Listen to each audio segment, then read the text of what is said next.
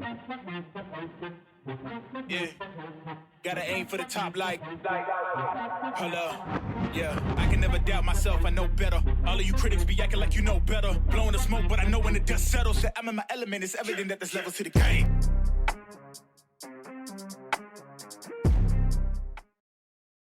What's going on, everybody? Welcome back to the Athletes to Athletes podcast. And this is part two of our conversation.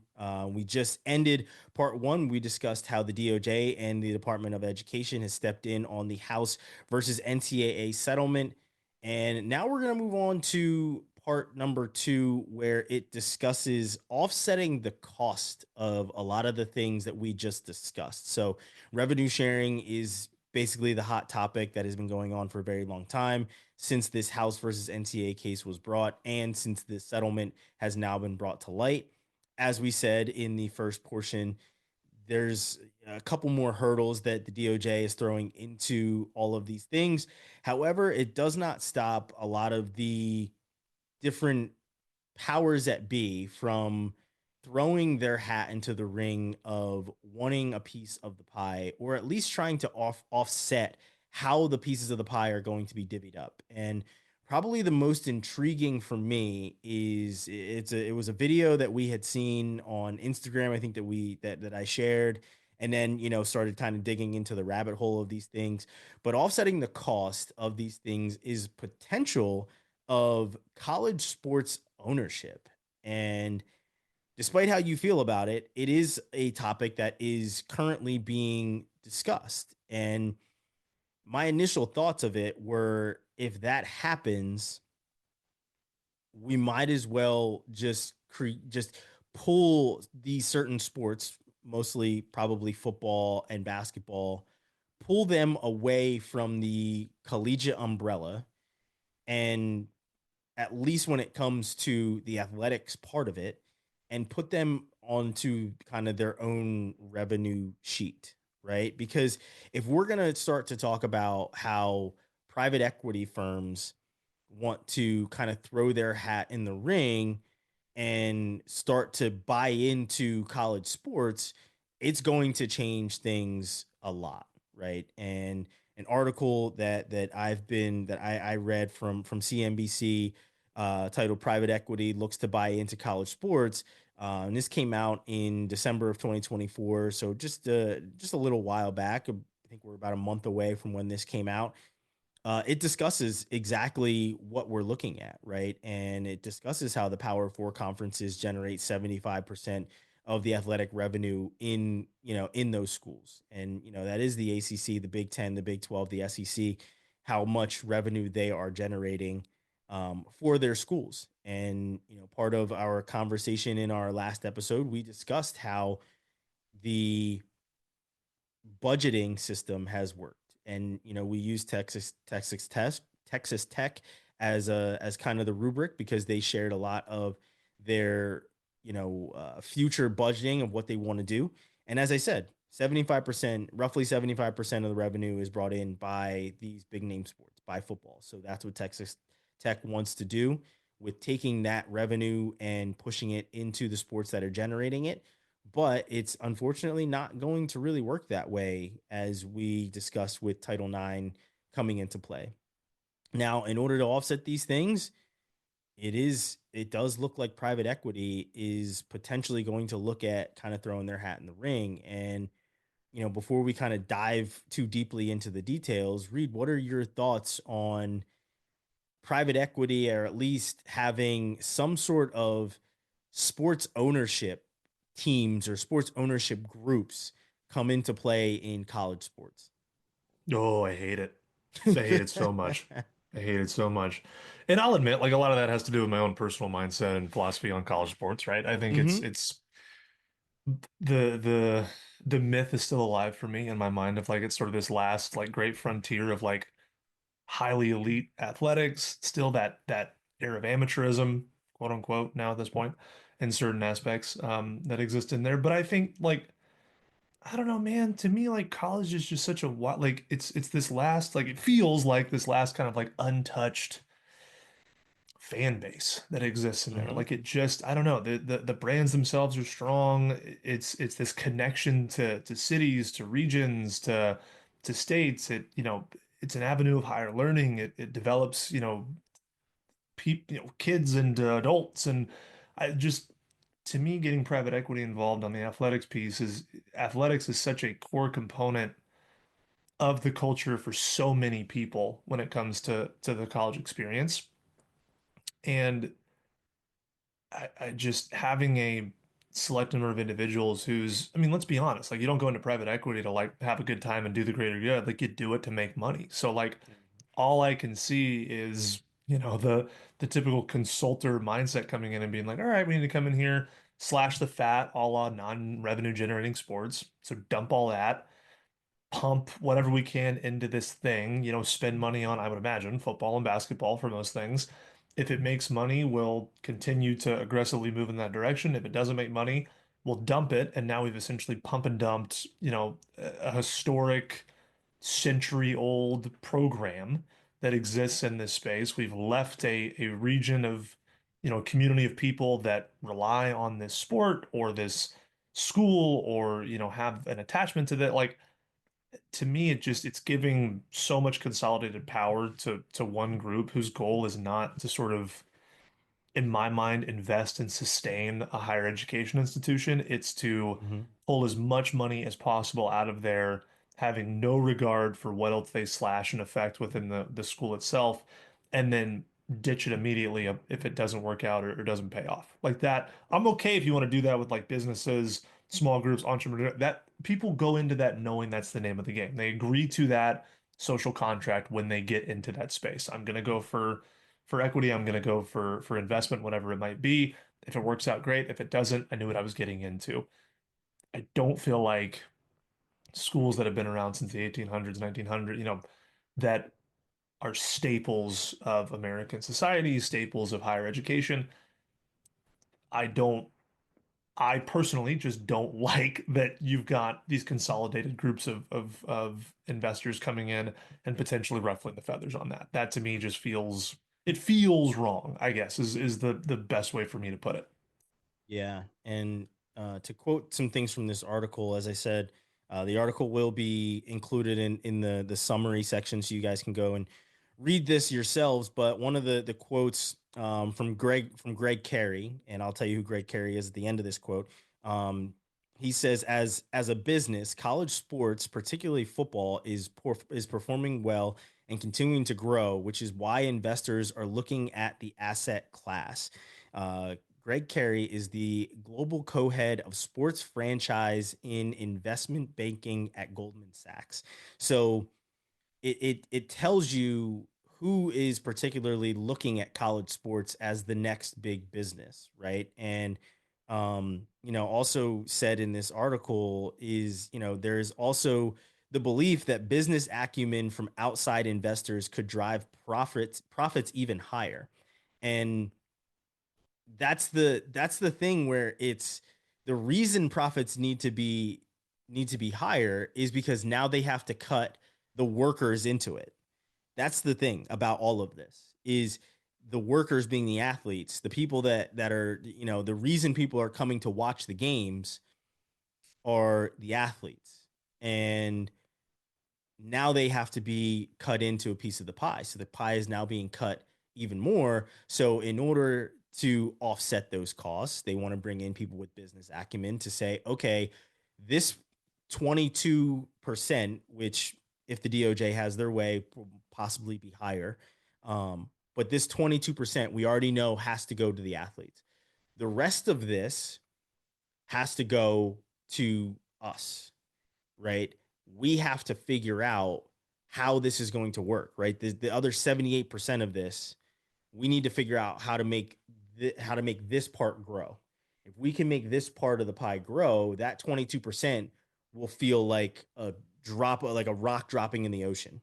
It won't really affect us because we have our ways of offsetting it with these TV deals, with potential NIL deals, with the sponsorships, with anything else that comes into play. So I, I'm I'm on the same page with you. I'm not particularly happy about private equity coming in and changing college sports.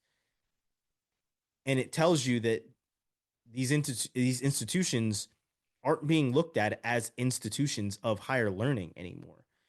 And if you truly think about it, like, schools are way more than just the students that throw on a football helmet. I mean, I was on a college football team, and even though we would love to think that we are the biggest and baddest on campus, there's only what, 80 of us, I think, at that point, maybe even 60 of us. Like, that's the thing, is like, you aren't the biggest on campus. People may know who you are more than, your average other English major that was in classes with me. They may know me more than the kids that I went to class with, but that doesn't make up the majority of the school, right? And you're seeing tuition go up all the time as well. And it's just the business of education now. It's no longer the means to a job. It's rarely the means to a job. You're seeing so many people that are saying, I don't want to go into debt to get an education just so I have to get a job to pay off that debt the rest of my life. And that is part of the problem with education, is it's no longer, or at least these institutions are just no longer being looked at as the tool that they once were, right? The tool that college once was is gone. And with private equity now wanting to be a part of college sports, or at least looking at college sports, or having conversations with schools and saying, hey, here's where we can come in and help you offset the cost of the revenue sharing that you now have, where it used to be 100% of it was going to you, or 90% of it was going to you, and 10% had to go here. Now there's a bigger portion of it that has to go elsewhere.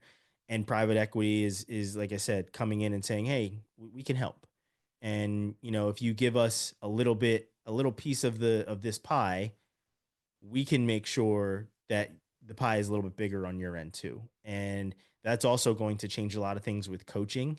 It's going to change a lot of things with another topic we discussed before, is, are these athletes employees? Because then they're subject to reviews, they're subject to firings, they're subject to a lot of other things that people who are truly employees are subject to. So for me, it's a very slippery slope to bring in private equity to invest in these things, because before it was donors, and obviously donors had a certain amount of pool, but now if you're bringing in private equity companies, it's going to be a lot different, and not in a good way. Yeah, what hacks me off about this, probably more than anything else, is like you're watching in real time somebody's mouth tell you one thing and then their fist punching you in the face with the total opposite of what they're saying. Like that's the part that, because exactly to your point, like, and again, this comes down to just a probably a philosophical approach to higher education, college athletics as a whole, and that probably stems into a larger conversation. But like, if the private equity arguments for everybody is like, well, this is a profit arm of the university, the college sports has never been expected or intended to be a profit arm of a university. Yes, it's an extension of the marketing department in a way, right? If your team does well, it gets the attention, it gets admissions, great. That's awesome. Mm-hmm. But the argument for college sports for so long is like, a feeling of community within the university, an opportunity for people that have special talents in certain sports to have access to higher education in certain places, funding opportunities for those kids. Like that's what it's always been, and the offset being, hey, we're going to get marketing dollars out of this because it's going to keep our alumni engaged. It's going to build fan bases in and out of our communities that make people want to come and be a part of this. That was always sort of the agreement of what athletics was going to be. And if you want to change what that definition is or change how you're going to use it in sports, that's fine. But you can't sit here and tell me that it's this amateur-based model, it's opportunities for kids, it's education, and then flip around and pump private equity dollars into the arm that you're talking about. That's ridiculous. So, exactly to your point, pick a lane, man. Like if it's gonna be a profit thing, separate the revenue generating aspects of the sports, create an employment status for those individuals, allow them to collectively bargain directly with you as a university, and then yeah, get the money involved and see what you can do and rise it up. But don't throw tennis and track and field and swimming and baseball and pretty much every women's sport that exists in college. Don't throw it off a cliff and go, there's nothing we could have done. I mean, we can't, like, at the end of the day, we at X, Y Capital have to figure out a way to make money on this. We told you we were going to, that's why we're investing. That's what we want to do. And sometimes you just got to cut the fat. And that's what we're doing. We're cutting the fat. That's not what college sports is. And I think that if you explained it to fans of college sports and or anybody in that space, it's the whole thing of like hearing something in a nice catchy title is one way, but hearing how it's going to get done is a completely different way. I think if you ask people like, do you want access for, do you want more resources and access for college athletes? Yes, of course. Do you want to eliminate 90% of the roster spots for athletes so that the 10% of people remaining can make more money? No, like that's what, to me, when I look at that, I feel like there's no other way to draw the path of where that's ultimately going to go. It just doesn't, I don't know what else you can do in that space. And so really you have to make a decision as a school and as a association and everything else of like, what are we going to do? Like, are we going to decide that college sports is the thing that we want to sort of protect and keep under a very sort of unique and special zone? And yes, there's a lot of things we need to fix on there as far as like making sure kids are taken care of, making sure that roster spots and things are protected, making sure like that needs reform, like that needs looks, and we're seeing that attempted to play out on the house settlement side, at the Division 1 level while we're cleaning things up. But shoot, man, like why are we adding this whole other bomb into the equation? I don't get that. The only thing that I could maybe sort of consider is like maybe an opportunity for alumni of universities to buy in to a quote unquote stock exchange with their particular school. Like as an alumni, you could buy into a certain number of whatever. It goes in as a donation to support either the foundation or the athletics department or earmarked for something. Then probably you're running into a situation where, people are going to drive up enrollment like crazy so they can get more money, so they can get more money. Like there's going to be a way to screw that over as well, no doubt about it.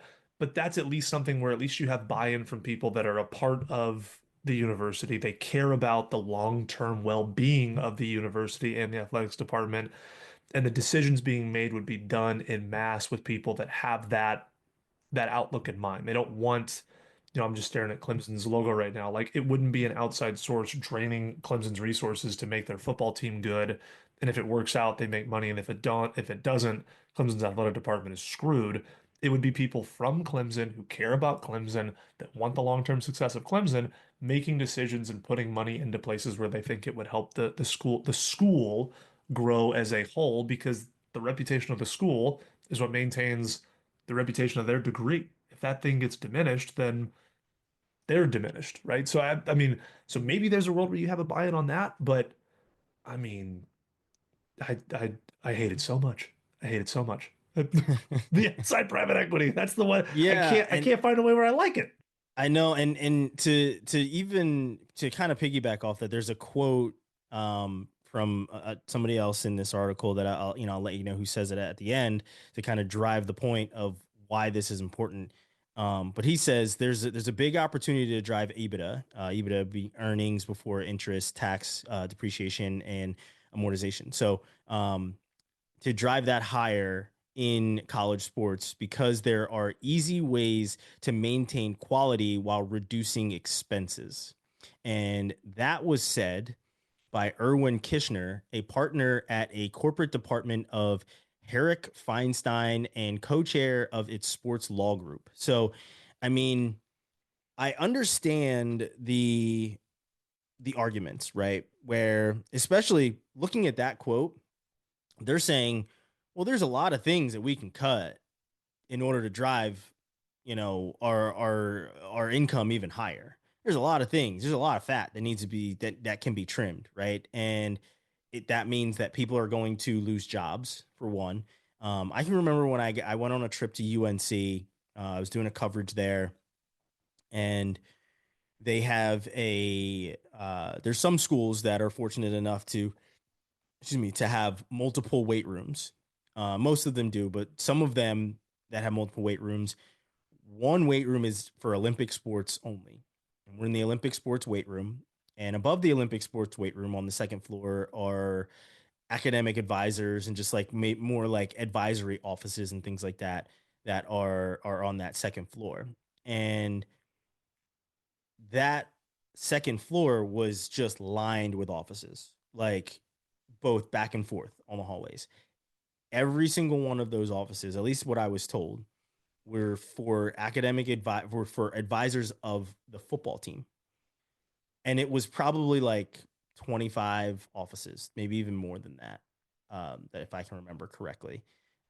Both sides of the hall, as I said, bunch of offices, and they were all for the football team. If they're going to be trimming the fat, and as I mentioned, Texas A&M earlier, or at least in our last conversation about how they came out and were already cutting people from their athletic department, that's something that I can see would be happening. Is they're going to be cutting into the educational portion of this. It's going to be cutting of tutors and cutting of academic advisors and stuff like that.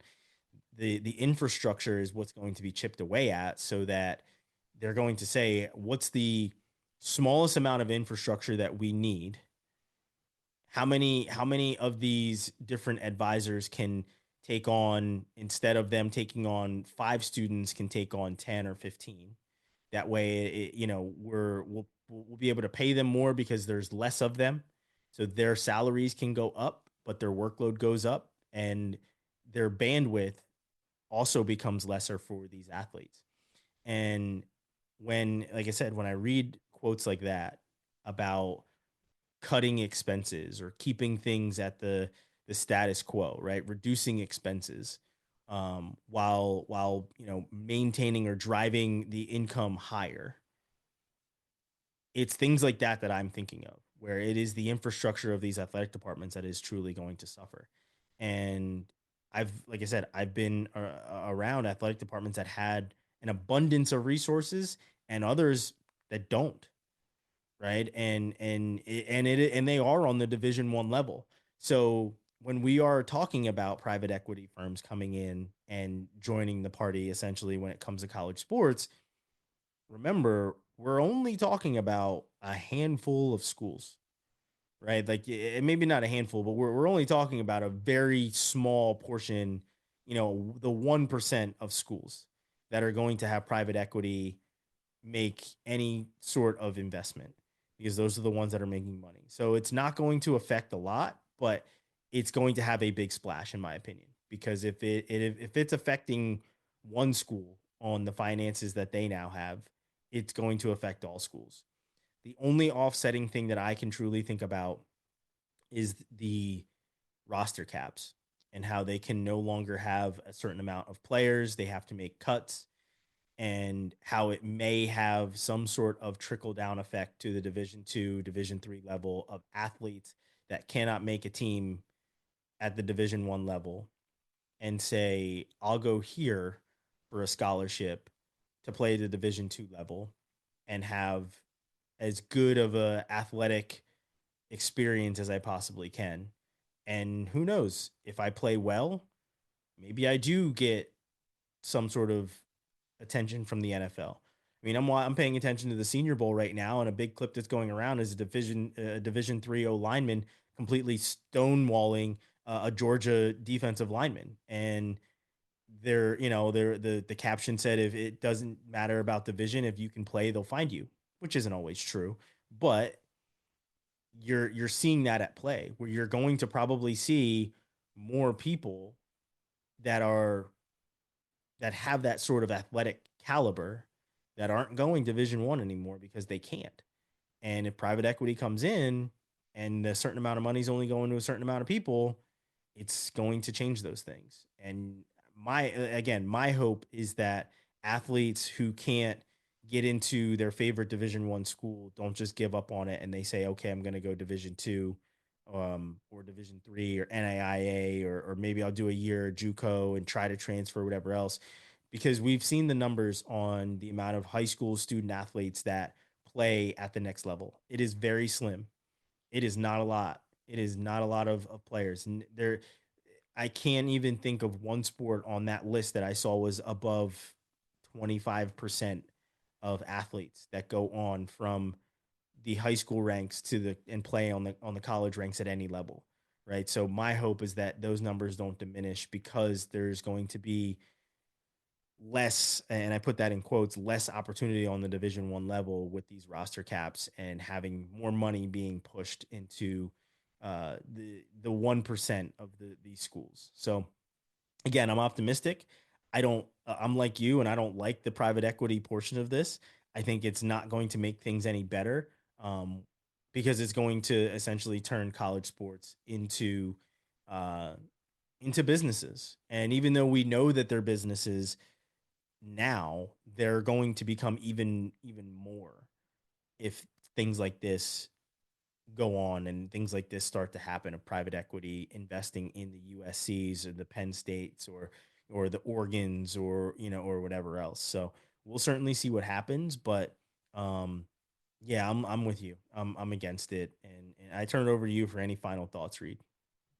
No, I think you hit the nail on the head, and you made a really good point about the educational aspect of it. Like, the whole point of getting people to college is to get them an education, and if we can use sports as a way to entice certain, I was that way. Like, I wasn't necessarily excited about college, but I was excited about the ability to play my sport in college and to be a part of that community and to push myself in that space, and that's what got me really to college and interested in going to classes, and ultimately, Mm-hmm. I found a love for it while I was there and whatnot. But I think there's a responsibility in higher education, in education as a whole, to set these kids and any kids that attend these schools up for success, and because we know as adult people better than they do as aspiring, you know, bushy-eyed, wide-eyed, bushy-tailed, wide-eyed 18, 19, 20-year-old kids. Because again, we forget they're children. Yeah, technically adults, Yeah. but like I wasn't doing anything of value at 18, 19 years old. Like I didn't know what to, I'm a kid. Like I just left mom's house. I'm trying to figure out how to make eggs. Like I don't know. And So despite how eligibility looks, there's even though those years are going up, there the majority is still 18 to 22. yeah, and I think people get confused too that like I mean some of those football players that I see on teams like they could be my dad. Like they look like they could be, but Yeah. like that doesn't change the fact that they are 18, 19, 20 years old. There's a responsibility, in my opinion, for people in higher education to understand that, okay, like I now know I went to Texas Tech University, I was on scholarship, played on the baseball team, okay, Division 1, power, at the time, Power 5 conference, now Power 4 conference, all this kind of stuff.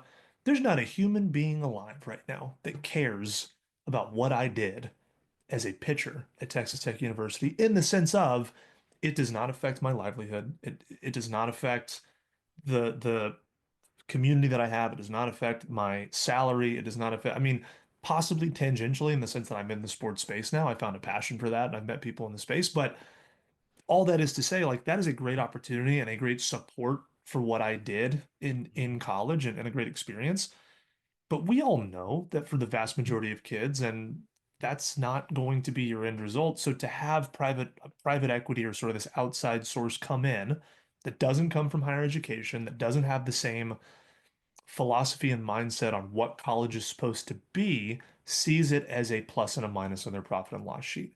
And if they have to cut away opportunities for kids down the depth chart or in other sports to make a dollar because that's what their goal is to do, I think you just have two very competing philosophies meeting in the middle, and you have 18 to 20-year-old kids that are the fallout from that essentially. And I think if you looked at it objectively in that sense, like these two things don't mesh in my mind. Like maybe you do it at a school level. I don't know on that front, but like that's crazy to me to have that sort of mindset of private equity combined with what is supposed to be the most, I would argue, kind of developmentally impactful part of a young adult's life.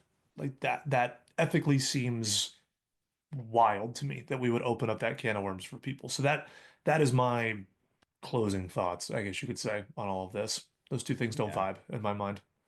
I agree with you. They don't. I remain painfully optimistic for things in the future on college sports, but a lot of those things are yet to be determined. But we appreciate everyone for watching, listening, subscribing, all the great stuff, commenting on the shows and paying attention to these topics as we pay attention to them as well. We're going to keep, our finger on the pulse of how private equity develops and how things with the House case with the DOJ and Department of Education stepping in, how those things develop. As I said, we appreciate you guys watching, listening, commenting, and subscribing to the Athletes to Athletes podcast. And hopefully you guys read the articles of the reference material that is in the summary section of this episode and the previous one as well. We will see you guys next time on the Athletes to Athletes podcast.